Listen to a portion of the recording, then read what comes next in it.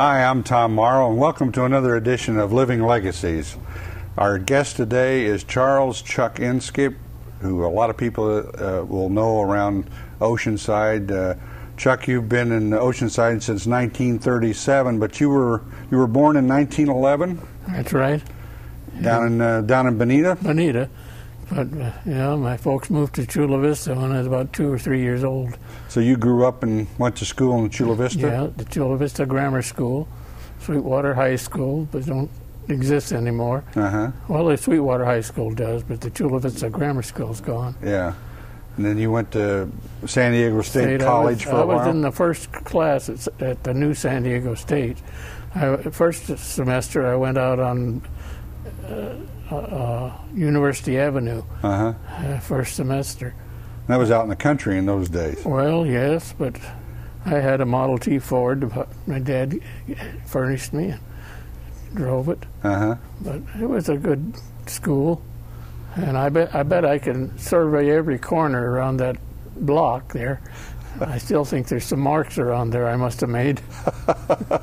What do you say? You say you surveyed it? Yeah, I was part of the engineering course to learn how to survey. In fact, I was the one that put this S on Black Mountain for our celebration that we had there. Is that right? Yeah, I still have the books to show it. I gave you one once. Oh yeah, that's right. Yeah, you were the first one to get it up there, and of course the kids have kept it up ever since. Well, they have, except during the war they couldn't put lime all around it. They had to black it out during the war. Because they didn't want to give any identifying markers to Yeah, but they used it for a long time as a turning point for the airplanes to come in. That's right. That's right. But I was the guy that put it there. Now you said you spent a couple of years at Iowa State University, or was Iowa State College? Iowa State University, which was a college at Ames. The Ag and Engineering College. Yes, but it was my dad and mother. My dad was born in Iowa, and my aunt was superintendent of music at KOCT, and so I went back there to school after visiting her at different times, and she recommended it, and I decided I'd like to go there, which was a good engineering school. And I spent 2 years there, but I didn't graduate. I was getting too cold. You left for the same reason I left. It was just too darn cold, right? Yeah, it was awfully cold. So I left there before I finished my second year, and I just couldn't take it anymore. So you came back to San Diego? Yeah, I came back to San Diego and got a job with Henry Fenton in the Rebel Pits. Now, Henry Fenton, he was he did a lot of the construction work in all over San Diego. And I got a job with him. He owned the salt works in Chula Vista. And my brother-in-law worked for him for many years. And so I don't know, I got a job with him, and I didn't want to stay with him too long. But I was with him about a year, I guess. And I decided I'd like to work for something in my line. So I made an appointment with San Diego Gas and Electric to talk to Mr. Klauber, who was then a manager. He wasn't the president. So I talked to his secretary, and she made an appointment with me, and I dressed up and went up, and he was very nice and accommodating. Electrical engineering was is what you were really interested in. Yes. So after he talked to me for a good half hour or 40 minutes or more, he said, well, if you can pass the physical, you can go to work. Well, I had no trouble passing the physical. So I did that, and I had to go down into an electric repair shop after I got through and tell the boss down there that I'd passed my physical. He says, when can you go to work? I said, tomorrow. He said, okay, come to work tomorrow, which I did. What kind of work were you doing? I was just a laborer then, but I was into everything. I was used to doing things with my hands. And so they found out that I could do wiring and repair transformers and do things like that. So they used to have a generating station up there for the streetcars, and one of the generators was having trouble, so they sent me up there with a helper, and I went up there and got it fixed and running. Now this is what, in downtown San Diego? Yeah, and when I did that, why I don't know, they decided I was okay. So. They decided to keep you around for a while. Yeah, so then I put an intercom system into the service building. It's hard for them to communicate from the 4th floor down to the 2nd when they want to. Mm-hmm. So I built an intercom system for them and put that in. And that was kind of my line. And you were in your early 20s, well, I was married. I don't know, 30s. Yeah. So how big was San Diego in those days? Well, I can't remember. It wasn't a very big city. Yeah. But you could get across it pretty fast, huh? yeah, I used to do the black light patrol. They put me on that, driving a car at night to go around and make sure all the street lights were burning. And after I did that for a while, they put me up on the telephone switchboard in the electric building. So I learned to use that, and I was the telecommunication, calling out troublemen and whatnot from there. And I was up there for, I don't know, a few weeks, and they brought me back. And I remember one time my boss, Kelly was his name, said, "The boss uptown wants to see you." So I thought I was fired. But I went up there and talked to him. He said, "No, we'd like to have you go to Oceanside. We need a helper up there." I said, "Sure, I'll go wherever the work is." This is about 1937? Yeah. And so, right at the height of the Depression. Yes. So it didn't take me long. They moved me from a rental we had, and my wife, I was married at the time, and moved us up. And I forget the name of the man that drove us up there. That we shopped, and he wanted to. We had a hard time finding a place to even rent, but I found a house at 632 South Ditmar, and we rented it. We're there for 2 years. Just to add, your fears of when you said you thought you were going to be fired, in those days that was pretty commonplace. I mean, jobs were really hard to get. Right. And if you had one, you were very protective of it. Yes, I was. And fortunately, I'd done everything I should have. So you moved to 632 South Ditmar? Yeah. And May and I used to walk at night. And so we found this lot on the 631 South Clementine, where I am today. And it was just one house in that whole block. So I went up and talked to the bank president to see how much I could put down on it. And what bank was that? Do you remember? Bank of Italy or Bank of America, I forget which. But he was very cordial, and we had, between us, we had $600, and we put it down on the lot, and that's what it cost us, really. And you built a house there? Yeah. And that's where you're living today? Yeah, I put in my own wiring and my own plumbing. I put everything in copper pipe, and they thought I was nuts, but I said, no, that's what I want. And all my conduit is electric. I did all my own wiring. So you were kind of ahead of the curve on stuff like that. So we got a good contractor. It's still the same house. I've got air conditioning and everything you need. Now I've put it in. Now during the war is approaching, and this was it's about 1942, and you thought you were going to have to go to the service. Yeah. Well, as I told you, my wife took me with Dave Rorick and one other person to Escondido, the bus, to go up to Los Angeles for a physical. And I was deferred, as I mentioned. But they were deferred for a good reason, I guess. I mean, tell us about what you did during the war. Well, they wanted to keep me there. The Marine Corps were going to be at Camp Pendleton. It was a ranch out there then, and Harry Whitman was the manager. And I knew Harry very well, and I knew my way around out there. And so they thought I ought to stay and supervise the electric going in there. But it was done by San Diego Gas and Electric? Yes. So all the construction that went out there, I supervised or helped to supervise, Mm-hmm. and that's why I was deferred. Mm-hmm. But it was quite an experience.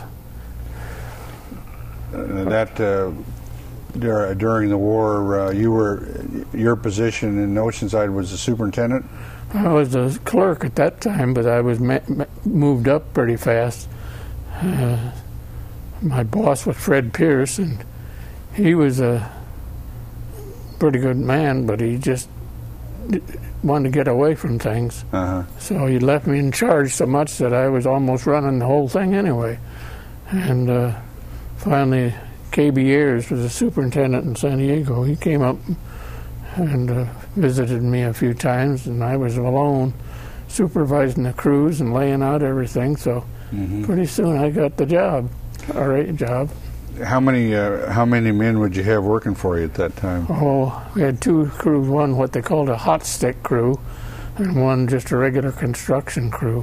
What's hot stick? Well, they had to work with hot sticks to do work on lines. Instead of wearing rubber gloves, they did everything with sticks. Uh-huh.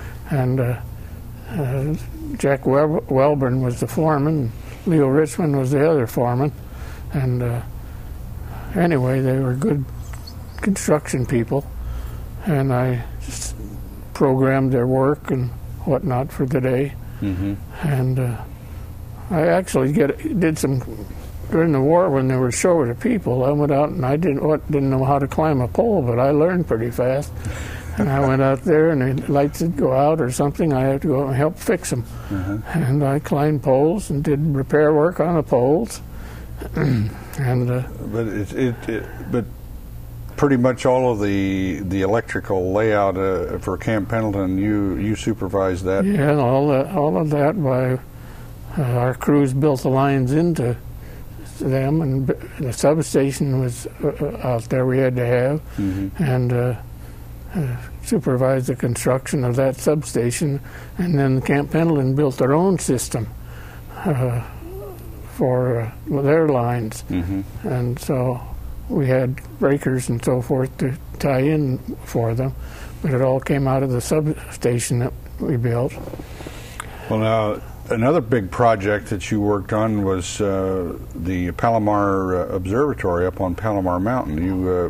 You supervised the... No, I didn't do anything except build the line into it. Well, I mean, you supervised the electricity going in. Electric construction, yes. Uh-huh. And that was a cold winter, I remember.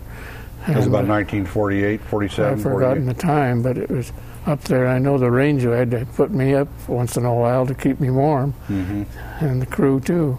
Was the forest ranger up on the mountain? Yeah, but he was very accommodating. Well, it's not that far from here, but it gets pretty cold at 9,000 feet. Yeah.